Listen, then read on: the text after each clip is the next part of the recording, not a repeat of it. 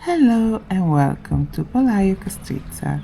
Palaiokastritsa is a village in northwestern Corfu. The name means little old castle place. Palaiokastritsa is known for its blue waters and rugged coastline, which opens up in secluded beaches. But beyond the modern beach bars and beautiful views and dazzling waters, Palaiokastritsa has an old story to tell that goes all the way back to the great poet of ancient Greece, Homer, and his tales of Odysseus, the king of the island of Ithaca, and his decade-long journey home. Or as you may know it, the Odyssey. After the Trojan Wars, Troy was located in northwestern Turkey, where Turkey faces the Aegean Sea. Odysseus and his men start their journey home, but it is not a trouble-free journey. They encounter storms, flee from Cyclops, attract the anger of the gods, are captured by lusty witch goddesses, and attacked by sea monsters, just to name a few of their adventures.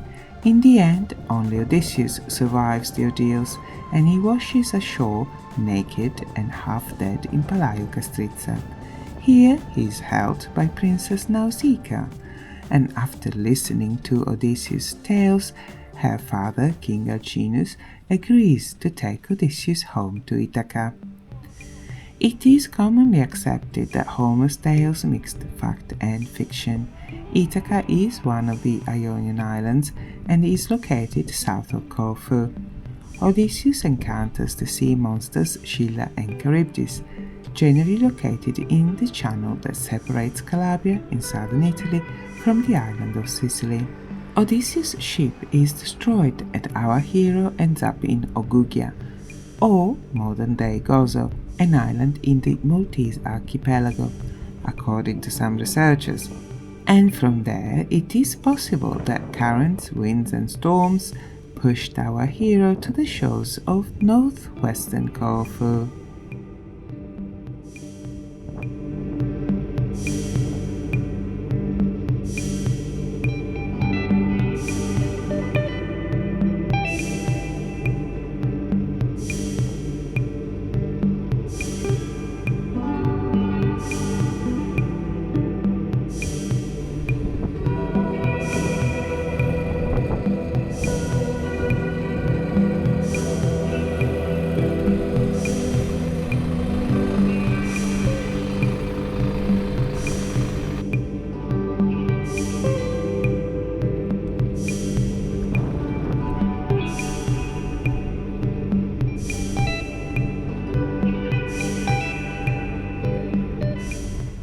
At the top of a hill with beautiful views over the bay is the Palaiokastritsa monastery.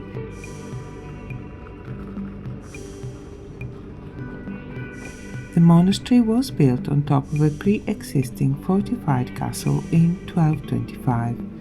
It was destroyed by the Genoese in 1403 and rebuilt in 1469, destroyed again in 1537 by the Ottomans, and it was rebuilt in 1572. In the 19th century, it was utilized as a military hospital. The Germans used it to house soldiers during World War II.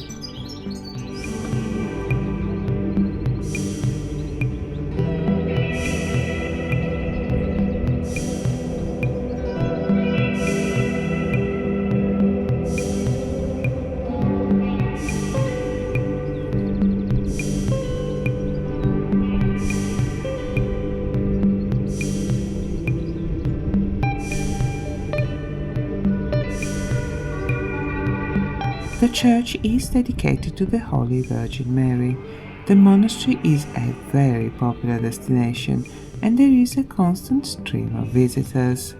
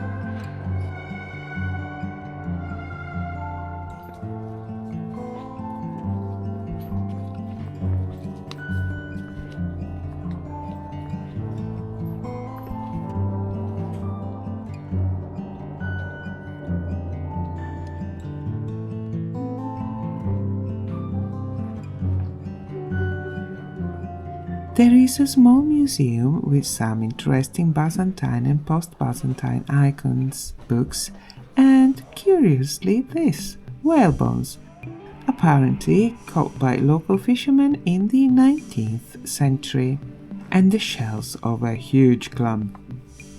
Shells symbolize finding balance between the opposing forces of good and evil, but also personal growth and transformation, according to some researchers.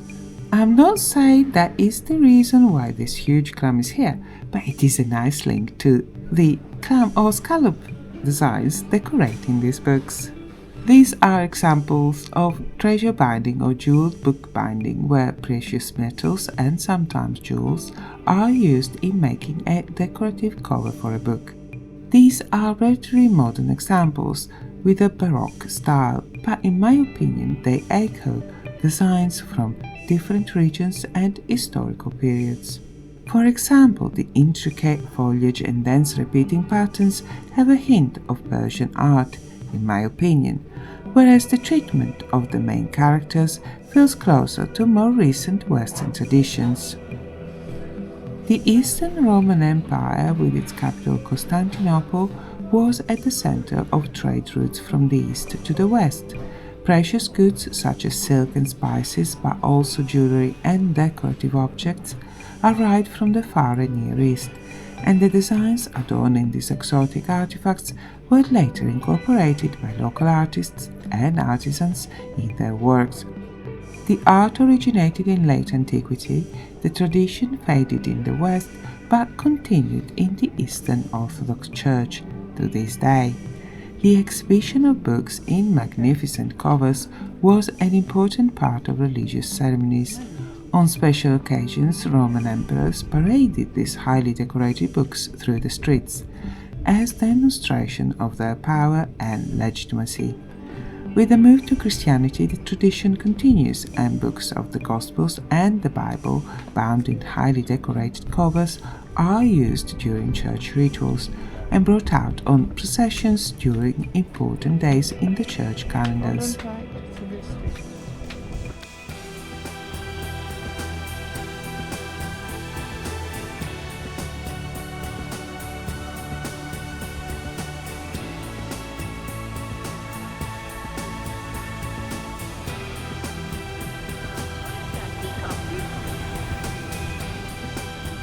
Thank you for watching. Please like and subscribe, it would be wonderful. I publish these videos in English on Tuesdays, Italian on Wednesdays and Bulgarian on Thursdays. Thank you for watching, have a lovely day, bye bye!